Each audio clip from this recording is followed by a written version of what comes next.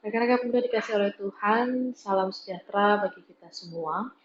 Pernahkah rekan-rekan pemuda berhadapan dengan sebuah persoalan yang seakan-akan tidak ada jalan keluarnya? Jikalau pernah, apa yang rekan-rekan rasakan?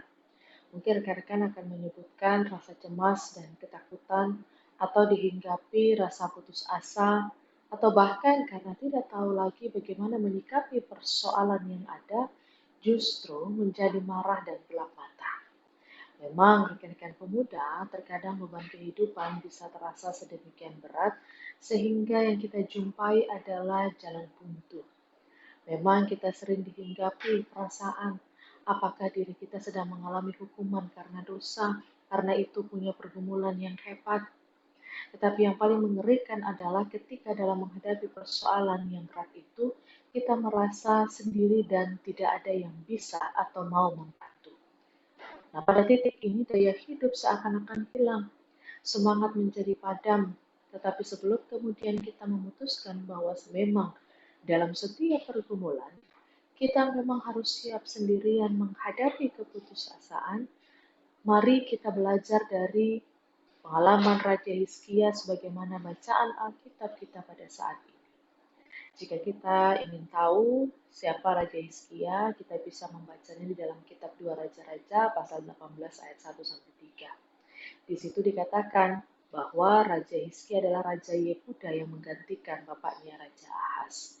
Tetapi informasi yang khusus di ayat 3 mengatakan bahwa Raja Hizkia adalah raja yang berkenan di hadapan Tuhan. Dia hidup takut akan Tuhan dan menjauhkan diri dari apa yang mendukakan hati Tuhan.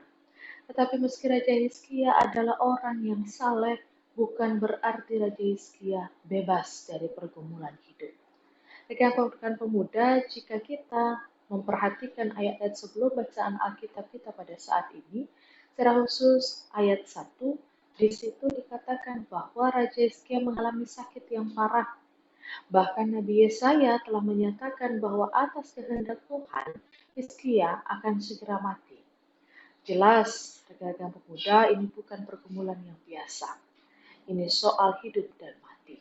Raja Hizkia tidak mengerti mengapa Tuhan memutuskan ia harus mati. Tapi dalam ketidakmengertiannya, Raja Hizkia tidak protes atau kemudian menolak kedaulatan Tuhan. Itu dibuktikan dengan dia justru berdoa dan menangis di hadapan Tuhan. Dia meminta belas kasihan Tuhan. Dan apa respon Tuhan? Melalui Nabi Yesaya, Tuhan menyatakan bahwa dia telah melihat dan mendengar doa dan tangis Raja Hizkia.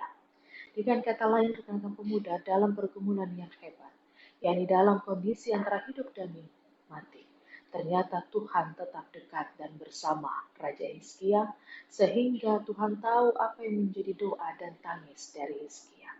Belas kasih Tuhan bekerja sehingga Tuhan menunda kematian Raja Hizkia, memberikan kesembuhan dan menambahkan usia Raja Hizkia 15 tahun lagi. Rekan-rekan pemuda, maka atas kebaikan Tuhan itu, Raja Hizkia kemudian menggubah Mazmur pujian yang indah dalam rangka memuliakan Tuhan. Salah satu bagian Mazmur itu menjadi bacaan Alkitab kita, di mana di situ Raja Hizkia bersaksi, Tuhan telah datang menyelamatkan aku.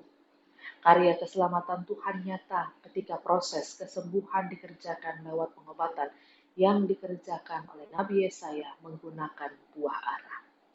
Maka rekan-rekan pemuda yang dikasih oleh Tuhan, melalui pengalaman Raja Hizkia, kita mau belajar beberapa hal penting dalam menyikapi pergumulan hebat dalam kehidupan kita. Pertama, berkaca pada Raja Hizkia, kita belajar bahwa setiap orang, siapapun dia, orang baik atau orang tidak baik, tidak ada yang kebal dari pergumulan kehidupan.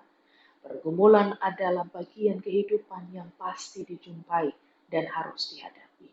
Karena itu, jangan cepat-cepat menganggap bahwa pergumulan adalah tanda kita tidak disukai dan sedang dihukum oleh Tuhan. Jangan juga cepat-cepat putus asa.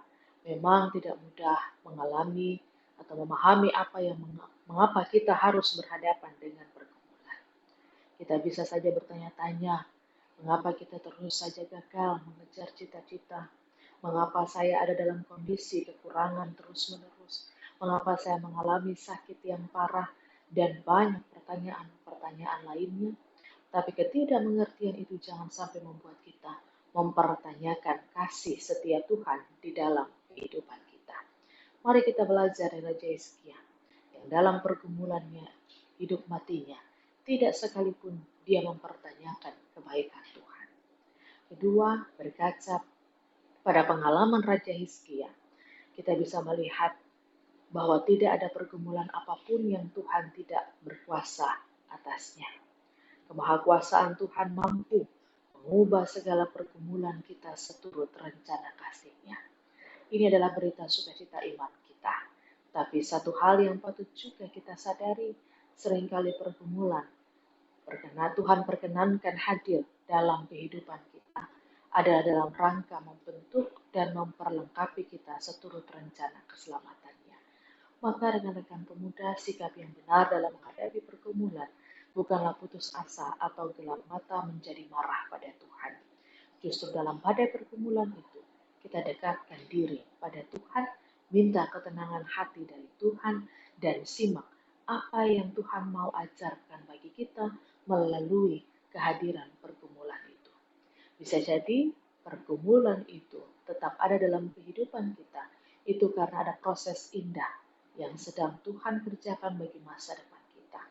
Kunci meraih rencana kebaikan Tuhan itu adalah tetap percaya dan tetap taat menjalani proses yang Tuhan pakai untuk membentuk kita menjadi saksinya. Mari rekan-rekan pemuda, maka dari itu jadilah pemuda yang percaya dan percayalah pada Tuhan, di mana Tuhan mampu membebaskan kita dari setiap pergumulan kehidupan kita, termasuk juga membebaskan orang percaya dari belenggu pandemi COVID ini. Yang dibutuhkan hanyalah iman percaya yang taat dan mau ikut jalan-jalan yang Tuhan telah bukakan bagi umatnya. Tuhan memberkati dan memampukan kita hidup dalam pengharapan. Amin.